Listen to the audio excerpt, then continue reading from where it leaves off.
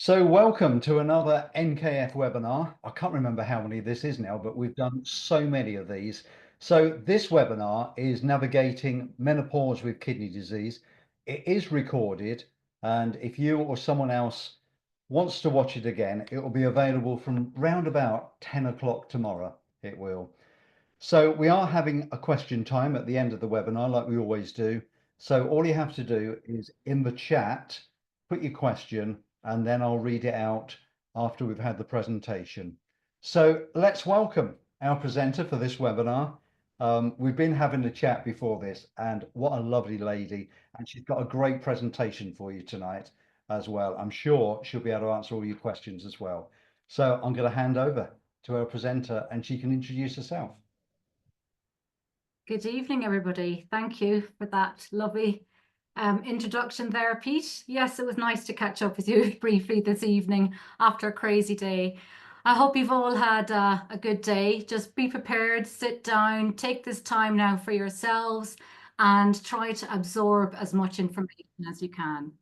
I'm conscious we just have an hour, so I'm going to go straight on ahead and just open up my presentation here. So let's just get the screen up first. How does that look? Is the presentation coming up? Yep, that is correct. Lovely. So I am Dominica McAndrew, an oncology nurse specialist, and I have worked in oncology for 25 years. I have a specialist interest in menopause, and I have done extra training in menopause as well. And I truly understand the impact of menopause. I've gone through perimenopausal symptoms myself, and I can understand as well, if you've got kidney disease and you've got lots of other things going on, the impact that menopause can have on your body. So I have looked into the effect of menopause and how it interacts with kidney disease. I'm going to share these insights with you tonight. And throughout this session, as I am using the term women or females, I'm really referring to all individuals that are assigned female at birth. And I acknowledge that although menopause affects everybody, it's just to be inclusive. And as a disclaimer, even though I am a healthcare professional, this discussion, it really is intended just for general use, and I'm not your healthcare provider, and just to please just refer back to your doctor or your renal team for medical advice. So I'm just going to adapt the screen here for a minute. Right.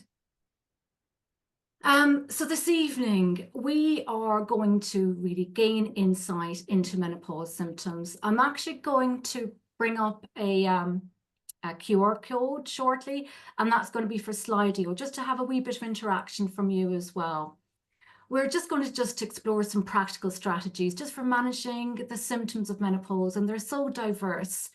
I want to give you some tips on emotional well-being is quite important, as well as pharmaceutical, HRT, non-HRT, but just really that holistic view as well for menopause symptoms.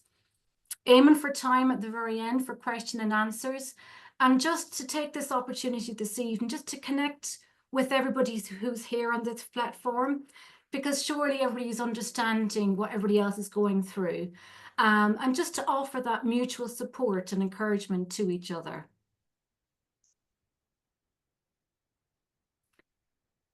Firstly, menopause, it's not really a singular event. You hear the word menopause out there quite a bit. It's a process, and it does have distinct phases. And each has its own characteristic, it's got its own duration, and there are also different types of menopause and different symptoms associated as well. So we have spontaneous menopause, and that's referred to the natural menopause. It is age-related, and it typically occurs in your 40s to the early 50s. And natural menopause, that's the one we mostly hear about. It's just that naturally occurring menopause, age-related menopause. Well, there's also induced menopause, and that can be caused by surgery, removal of the ovaries, hysterectomy, removal of the ovaries. It can also be induced by medical treatments, especially cancer treatments, chemotherapy, radiotherapy, and it can happen overnight within 24 hours, especially if ovaries are removed. You've got early menopause, and this occurs earlier than expected. It occurs really in the 30s, in the early 30s, the late 30s, and it can be due to conditions like primary ovarian insufficiency, genetics, and really in chronic kidney disease as well.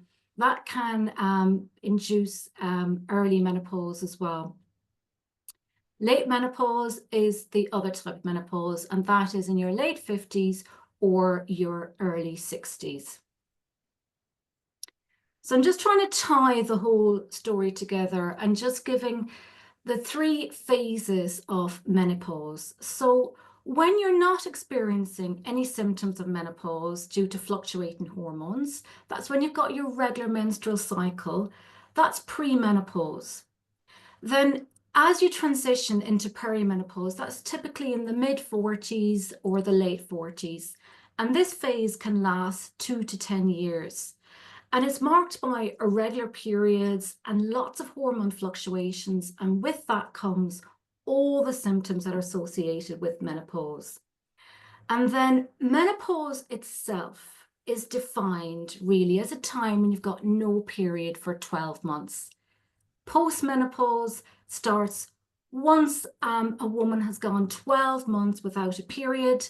And this phase is permanent. It's lasting for the rest of the lady's life. And that means possibly 30% of your lifespan. So during menopause, estrogen remains low, and that can lead to ongoing changes in your health as well. And that requires attention in order to maintain good health. Continue on that story of fluctuations here. I am, as you can see, into my graphics as I explain my stories.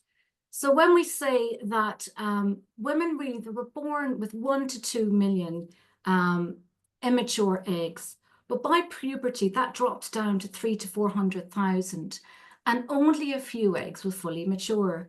But as we get older, and that's into our 40s and our 50s, the ovarian supply of eggs, they begin to dwindle. And this decreases, the decrease in eggs, that can lead to a decline in estrogen.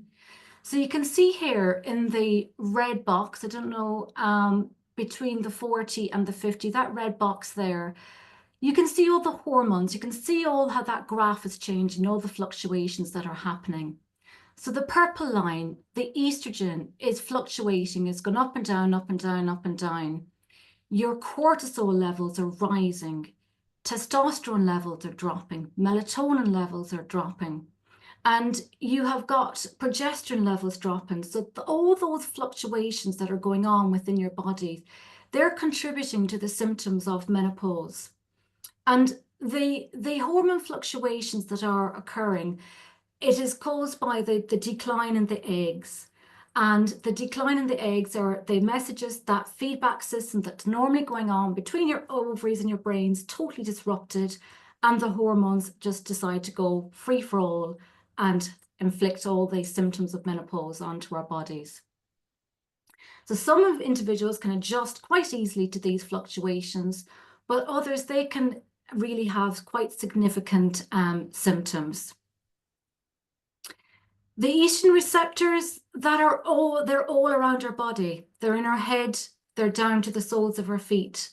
And these estrogen receptors that are the whole way around our body, they again, when your estrogen levels drop, your estrogen receptors are affected, and they can bring about all the changes that are occurring with the menopause. And as you can see, it's right throughout our body. Our brain can be affected, cognitive function, we can have migraines, our skin can be affected, our heart can be affected because we've got estrogen receptors as well lining our heart.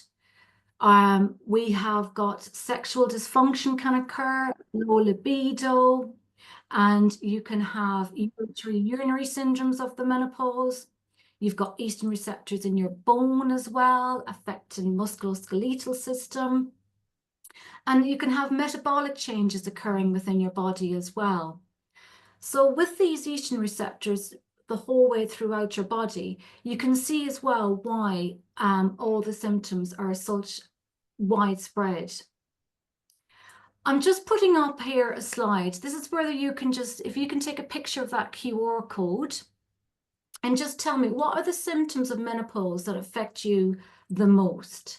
And it'd just be interesting to see what cloud develops here. If you're watching this presentation, this webinar on your phone, maybe just drop a word into the chat box and Pete be able to call it out there.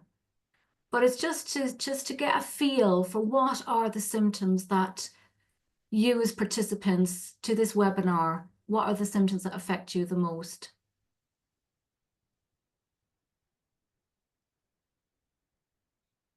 I'll give it a few more minutes. Let me see what's coming up. There we go. Brain fog. Yes, that is definitely one of the biggest things. We've got night sweats, weight gain, sleepnesses, body shape changes, leg numbness, headaches. Yeah, quite variable there. I'll give it another minute just to see. There's a few more people still typing. Yeah, we got quite a few on the chat box as well. Great. Loss of confidence, brain fog, skin issues, weight Yeah. issues, Mhm. interrupted sleep, hot Mhm. flushes, night sweats, migraines. Yeah, yeah. And you can see there what is coming up, sleepnesses, brain fog. They're the big things for people, tiredness. I mean, sweats, that's definitely something that you hear about associated with menopause, but it's all the other symptoms, anxiety, massive for people, intolerance to stress, rage, that awful impending rage that you might get.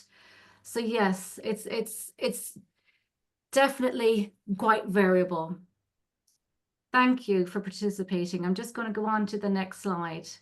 And this here, it lists all the symptoms of menopause, but actually you will see there's quite a correspondence with kidney disease as well, or maybe how you feel when you've got kidney disease. Fatigue, dry skin, that awful itching that you might have when you've got kidney disease. You might have night sweats with kidney disease. You also might experience anxiety. You might have a low mood, low motivation, tearfulness. That might be associated with kidney disease as well. So you can see there's quite a bit of an overlap between the two. And really why that is happening, your kidney disease can affect as well can cause ovarian dysfunction.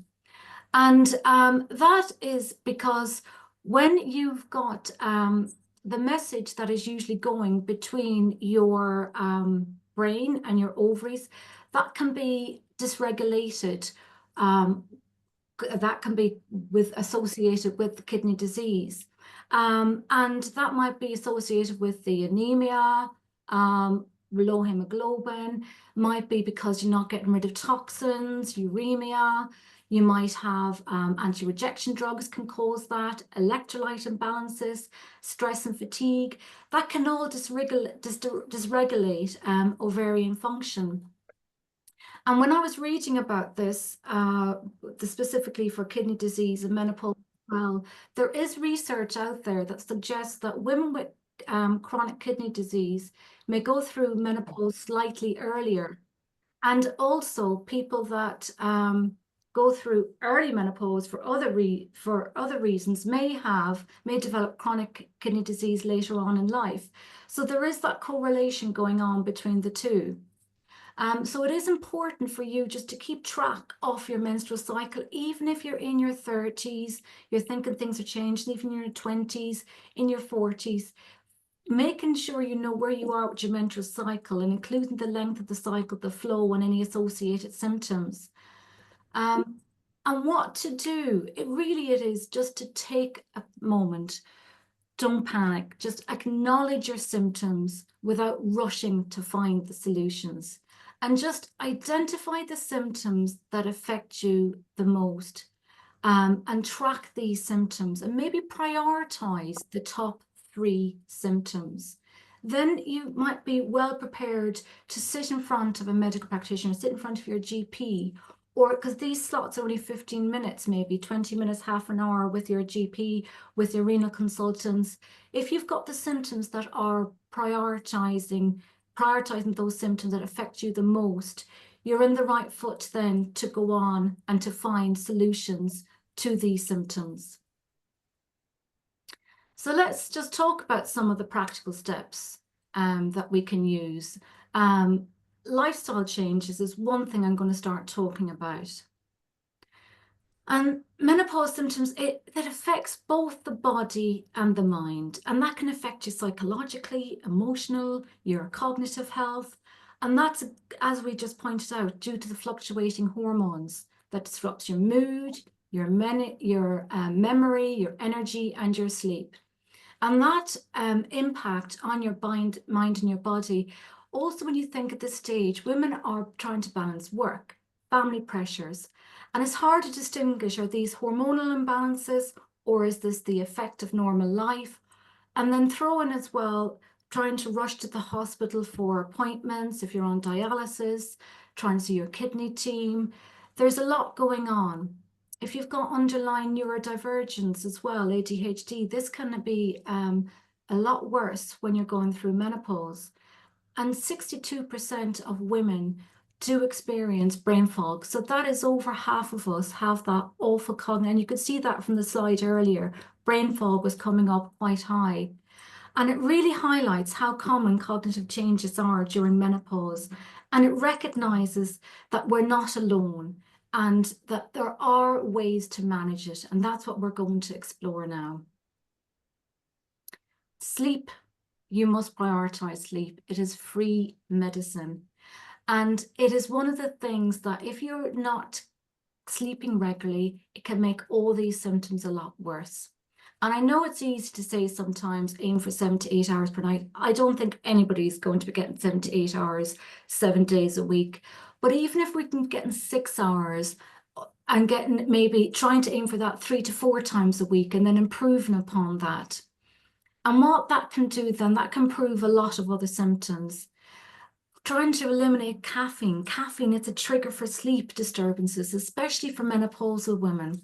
And it stays in the system longer than many people actually realize. The half-life of caffeine is 6 hours. So that means it takes 12 hours for caffeine to leave your body. So if you're taking a cup of coffee at 2 o'clock in the afternoon, it's 2 o'clock in the morning before it leaves your body. And it's important just to remember that when we're trying to improve our sleep hygiene. But there's lots of things out there for you to explore. Just creating that regular bedtime routine, going to bed at the same time, getting up at the same time, even at the weekend. Get that circadian rhythm in a flow. Just try to avoid that scrolling at night time. Don't use the bedroom as a place you're going to go to relax. You're walking into the bedroom to sleep and going to that bed to sleep, not to start watching TV or starting to scroll on the phone. Have it as a purpose that you're going to bed to sleep. And try to look at mindfulness and meditation, and just really whatever works for you.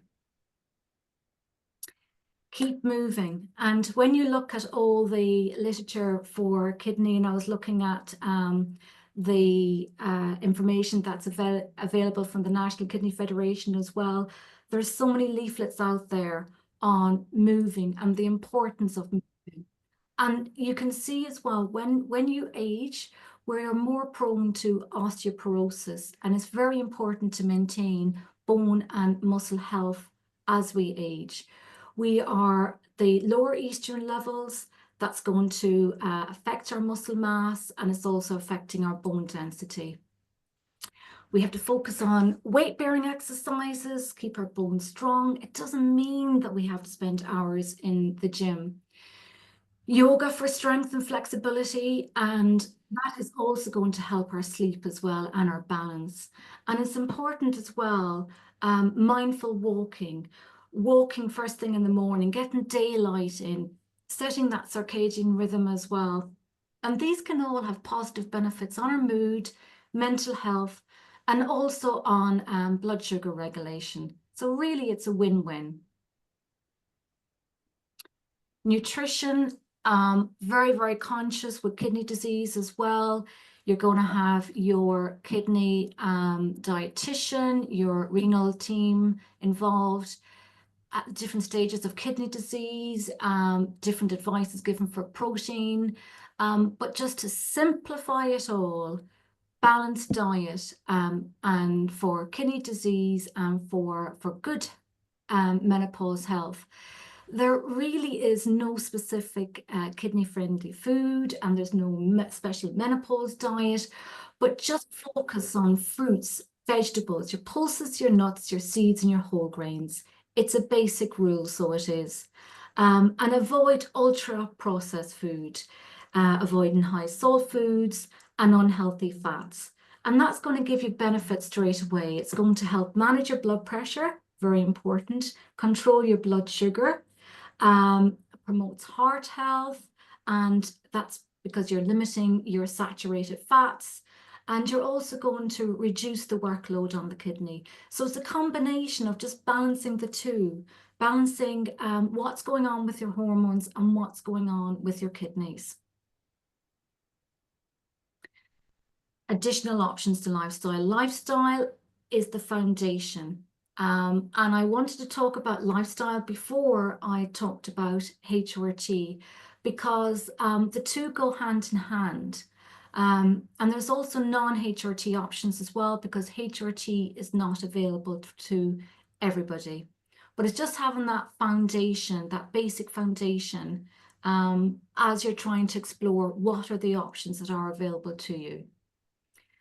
So go back, reflecting a little bit on that slide I showed you on the role of estrogen.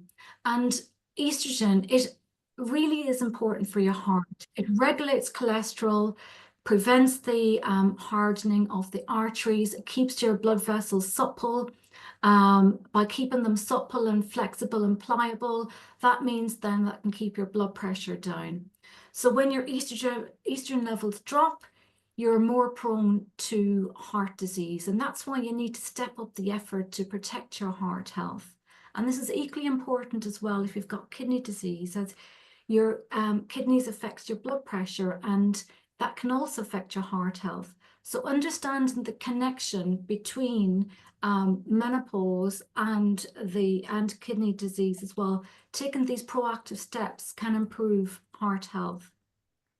Women, we reach peak bone health in our 30s, and by our 40s, we start to lose that precious bone density. So it's important to maintain bone health. If you think as well, our kidneys, they regulate vitamin D and our calcium. So poor kidney function requires good bone health and good bone management.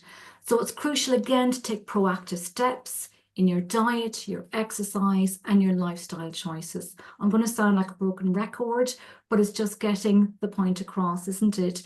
The importance of combining the two.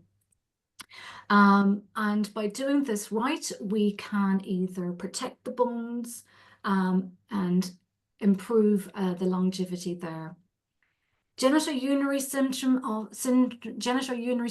of menopause, that is a very real thing that happens whenever our estrogen levels drop as well. We've got estrogen receptors lining our vagina, our vulva, our ureter, and our bladder. So when estrogen levels drop, this can lead to thinning and loss of elasticity of the tissues around the vagina and the vulva. And this can also reduce down the natural lubrication that's there as well. And women can have lots of uncomfortable symptoms. And this can, up to 50 to 60% of ladies as well have these symptoms. But very rarely is it discussed. But it can be discussed, and it should be discussed, because there's lots of solutions out there for that. And I'm going to go through that in depth in another slide further on. Brain health, let's not overlook it. women face a higher risk of developing dementia after menopause. So hormones like estrogen and progesterone are believed to offer brain protection, but the main reason for this is unclear yet. There needs to be more research. And if you're interested in reading more about it, Lisa Moscone, she's leading the research on menopause and brain health at the moment. And there's lots of nice MRI pictures and everything demonstrating that. So the basics of hormone replacement therapy. It does exactly what the name suggests. It replaces the hormones that are fluctuating during the perimenopause and in postmenopause, and it helps to manage the symptoms. So the primary hormone that we usually aim to replace is estrogen, and nowadays estrogen is typically administered through the skin, and that's transdermally. That's in the form of a patch, a gel, or a spray. And these methods are equally effective. And the choice really comes down to the personal preference. Estrogen tablets are also available, and particularly for those who struggle to absorb transdermal options. But it's just important to note that oral estrogen requires more caution. It has a higher risk of blood clots and clots in the legs or the lungs in comparison to skin application. No longer using equine estrogen, horse estrogen, and that was associated with an increased risk of breast cancer. So if you're taking estrogen and you still have a womb, you need to take progesterone. And the importance of progesterone is it protects the lining of the womb from becoming too thick. And if the uterus lining becomes too thick, then that can lead to complications such as irregular bleeding or in some rare cases, cancer. So progesterone must be taken alongside estrogen if you have a womb, and it can be taken as part of a patch. It can be taken as micronized progesterone in that patch, or it can be body identical, and that can be in the form of tablets, utegestin, or it can be delivered via the Mirena coil. And that's a great option because it provides it's constantly there, it's the necessary progesterone, but it also serves as a contraception and also helps manages heavy periods. The other component of estrogen, of hormones that can be given, is testosterone, because some women, even though they might receive estrogen and progesterone back, they may still have low libido or low arousal and poor sexual satisfaction. And despite the estrogen, this can still occur, and it can be accompanied by fatigue and also with brain fog. So a trial of testosterone can be beneficial, but currently there's no testosterone products licensed for women in the UK. But menopause specialists are happy to prescribe it, and a cream or a gel off license as long as it's supervised. And that's usually by a menopause specialist. And on the British Menopause Society website, that's where you will find menopause specialists. And these people have done advanced training in menopause, and they will be able to support you if that's the route you wish to go down. And especially in complex cases as well, more complex cases that might need intervention, seeking out a valued menopause specialist within the British Menopause Society is the way to go. The Women's Health Concern is also a very good resource, and they actually have a fact sheet on HRT and kidney disease, and I have summarized it here. So you're going to get the benefits from HRT, and that is to reduce down the symptoms of menopause and improve your quality of life. And it can also provide protection to your heart and for bone health. And it may reduce the risk of dementia for chronic kidney disease, but the research is sparse when you look at it. There's also risks associated with HRT, a small increased risk of breast cancer, but that's explained as well on the Women's Health Concern. You can have an increased risk of clots. That's especially with the tablets of estrogen. And it's important that the benefits of HRT outweigh the risks. And that's where your healthcare provider will sit down and go through the risks and the benefits with you. Specifically with HRT is caution to make sure your blood pressure is controlled, and that is especially so for kidney disease as well. HRT may not be suitable for you if you have a history of breast or ovarian or endometrial cancer, or unexplained bleeding, or also if you've got autosomal dominant polycystic kidney disease. If you have other health conditions alongside chronic kidney disease, you should consult your healthcare professional about the suitability of HRT. And again, the British Menopause Society has specialist menopause that might be best to coordinate with your renal team if you have complex disorders. Important to mention when discussing HRT that we must remember it doesn't serve as contraception. So in order to prevent unintended pregnancy, contraception should be continued for 12 months after your last period if you're over 50, or for 2 years if you're under 50. If you've got premature ovarian insufficiency and you want to avoid pregnancy, contraception is still needed. There's challenges associated if you have a Mirena coil in situ or maybe using other contraceptive issues. So therefore, you should continue contraception for 5 years up until the age of 55.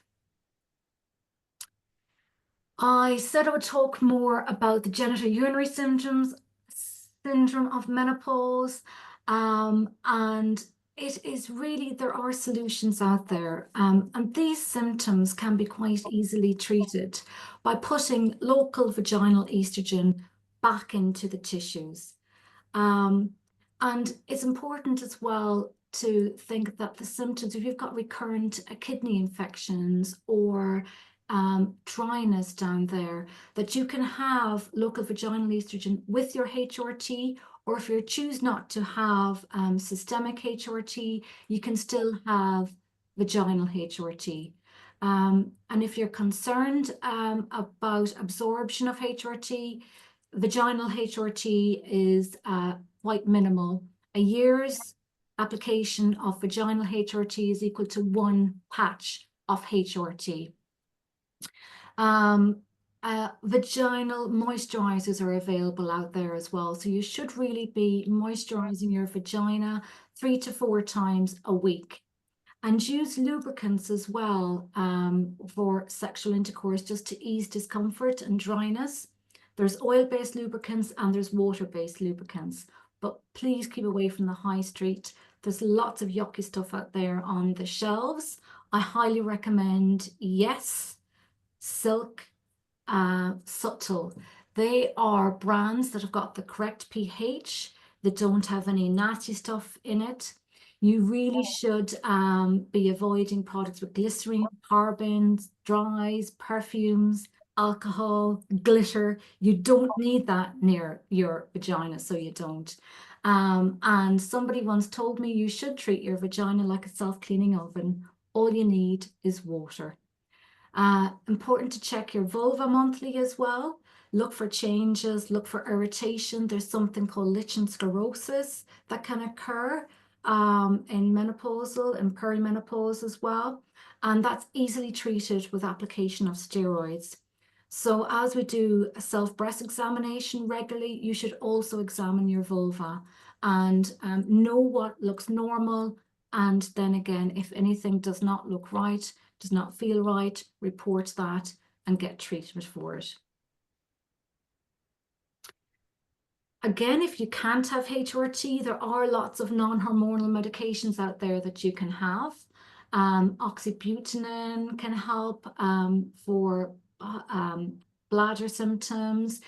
Antidepressants can help for hot flushes, but the dose that is given is not a very, very high dose. It's just a small dose to reduce down hot flushes. It might be useful if you're not been able to sleep and you really have to reduce down those hot flushes, just trying it for a short period of time. Citalopram, venlafaxine, or the antidepressants, gabapentin as well, can help reduce down hot flushes. But with every medication comes side effects, and you might feel you're on enough medications. I don't want to try any more medications, but it's just bearing in mind that these options are out there as well. And actually, there's a new medication now, Venosa, fezolinetant, and that works on the neurokin-3 in your brain, and that can help reduce down hot flushes. It's not available on the NHS yet, but it is available on a private prescription, and I think you pay up to £80 a month for that. But just to keep these things on the be aware, know what's out there. Complementary and alternative therapies. We've talked about lifestyle, we've talked about nutrition, we've talked about the importance of movement, but also we've talked about medications, HRT, non-HRT options, but incorporating things like cognitive behavior therapy. There's evidence out there that can help reduce down hot flushes as well. Hypnosis can also reduce down symptoms. And it is recommended, CBT is recommended by NICE, and it's available on the NHS under Every Mind Matters. The effectiveness varies between every individual, but again, we're laying every option on the table here tonight, so we are. Also exploring other options that are out there, acupuncture, reflexology, just empower yourself, explore options, incorporate into your whole routine of what's going to help you make you feel better. Supplements really do pose a risk for women with chronic kidney disease as well. Things like red clover and sage, they're marketed for menopausal symptoms, but the effectiveness hasn't really been proven in clinical trials like prescribed medications.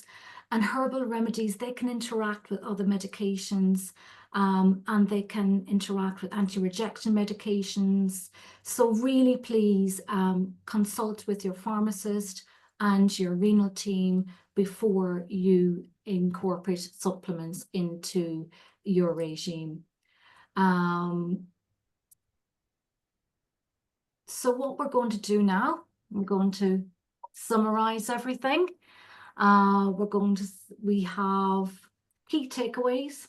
We've talked about the symptoms of menopause, how they can overlap with kidney disease, the importance of tracking your symptoms, writing it down, sitting down in front of your healthcare professional with the symptoms, with the problems that are bothering you the most. Sharing the strategies I've shared these strategies for emotional support during the transition. Self-care is so important for you. We've highlighted the lifestyle changes to reduce the health risks that are associated with menopause and with kidney disease. And also as well, we have just explored the options available to you with HRT and non-HRT. So it's just so you have a little bit of a basis of the information that's there. So really, if you are not experiencing menopause yourself and you're caring for somebody that is, I just encourage you to provide support to those people. And hopefully tonight has given you a bit of a knowledge and understanding what your loved one is going through. So I'm just going to say thank you now for joining us on this webinar, and I'll finish with some questions. I'll stop sharing now. Wow, thank you very much. As a man, I have learned so much this evening. So thank you for that. We have got lots of questions. Couple of statements as well. Kidney Beam is great. There is no charge, and the live exercise classes are great. I can concur with that. Kidney Beam is great, and there's more information on our website as well about Kidney Beam if you've never heard of it. So kidney.org.uk is our website if you didn't know. Another one here. The HRT I was prescribed was no good as it increased fluid retention and it didn't help my sleep. So I stopped it after a few days. Is that something quite common? Again, quite individual, but there's lots of options. What I listed there, the transdermal, there's loads of options. I would go back, explain that to you, the prescriber, and see what other options are available to you as well. Brilliant.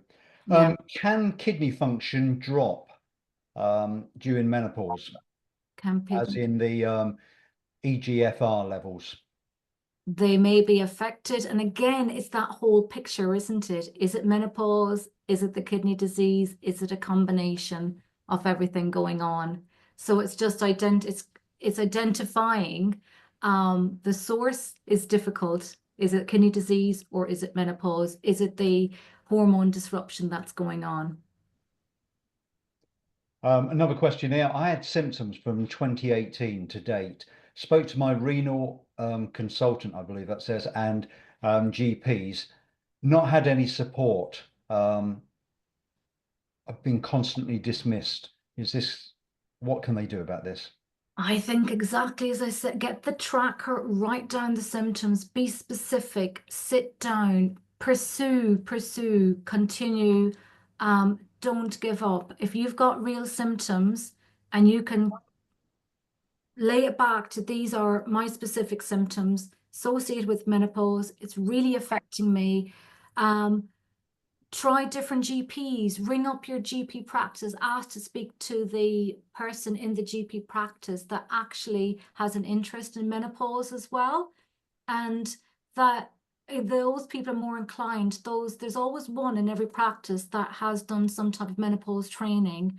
And those GPs are far more inclined then to be able to help you. I would just keep trying. Don't give up. Yeah, the patient voice is very powerful, isn't it? Mhm. You've got to remember that. Um, you spoke about tracking periods earlier on, and this lady has said, I don't have periods as I've got the coil fitted. Is there Mm. any way of knowing my cycle? No, no. It's more, I suppose the way you could track it is how you're feeling through the month. So it's, is there times of the month where you feel your mood is altering or you've got different cravings and just see does that happen on a cyclical event? Then track it over a couple of months, maybe how you're feeling. And see is there times of the month that you can see a trend happening. Number one here. I find that fatigue post dialysis lasts much longer into the next day. Now I'm post menopause. Hold on, it's just another chat came in and I lost my track there. I've been aware that there is supplements of minerals which I can apply part of the washback and could be more beneficial than saline. I'm interested of how magnesium and other supplements could help with energy after dialysis and could be added into the basic saline solution to help with exhaustion after dialysis. Um, I have seen such solutions administered to very weak and ill patients. Is that anything you've heard of there? That's quite specific to your renal team there, Yeah. especially when you're saying adding to the solutions and the dial. That's definitely individual to your case. I would renal team, definitely. It's not advice that you can offer on a platform without knowing any history or anything. Now, we just spoke about not getting support and just keep asking and asking, and someone else has just put, I had the same issue. It turns out that my GP practice there had a specialty GP that dealt with menopause. So you never know. If you keep asking, you might get that help, isn't it? Or sometimes just rock up to the GP surgery, speak to the receptionist, find out who that person is that specializes in menopause and get a referral to that GP. It might not be your usual GP, but that sometimes helps. Receptionists are quite good as well in guiding you, or the practice nurse. Brilliant. We've gone through all the questions, so you must have, it's just a reflection on you have covered everything in your presentation. Not that nobody's interested. I think you just covered everything because it was such a great presentation. So thank you very much for your time this evening. You're very welcome. I And think thank you your to time as everyone well. who has attended tonight as well. Our next webinar is Aging Well with Kidney Disease on Wednesday, the 7th of May at 5 p.m. We will be sending emails out and everything. So don't forget, this is being recorded. So if you want to watch again, round about 10 o'clock tomorrow, or tell some friends or colleagues about it, and it'll be on our YouTube channel. So thank you very much to everyone this evening. Thank you for inviting me along, Pete.